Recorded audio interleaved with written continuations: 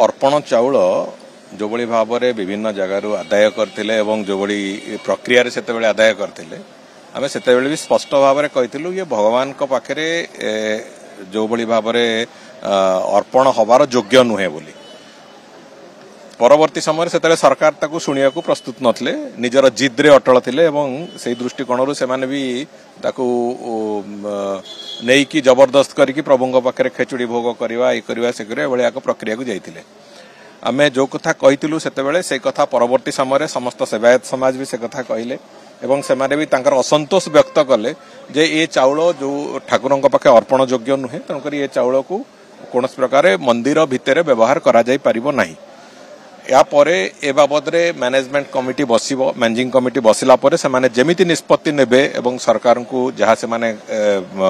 से बाबद रे परामर्श देबे तांको परामर्श अनुसार से आगामी दिन रे काना से चाउल एफसीआई गोदाम रे हजार हजार क्विंटाल चाउल एबे भी पड़ी की रही एवं ता बाबद रे गोटे स्पष्ट निष्पत्ति भी हवा दरकार अछि से दृष्टिकोण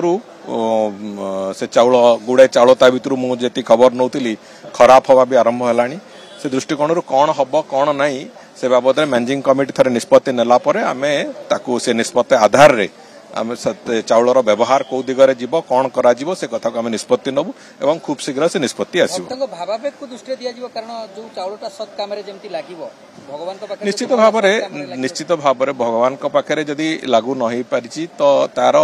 कोठी से व्यवहार हेई परिबो एवं ताकू सदुपयोग केते कोठी करा जाई परिबो मंदिर रे योग्य अर्पण योग्य सी नुहे किंतु तार जो चाउल भल अच्छी जो चाउल खराब होती से अलग कथा जो चाउल भल अच्छी तार सदुपयोग केमती करा जाई परिबो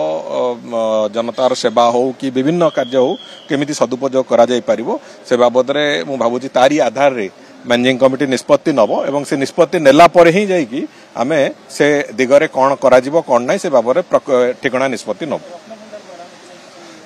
खूब शीघ्र से कार्य आरंभ होगा जाऊँ।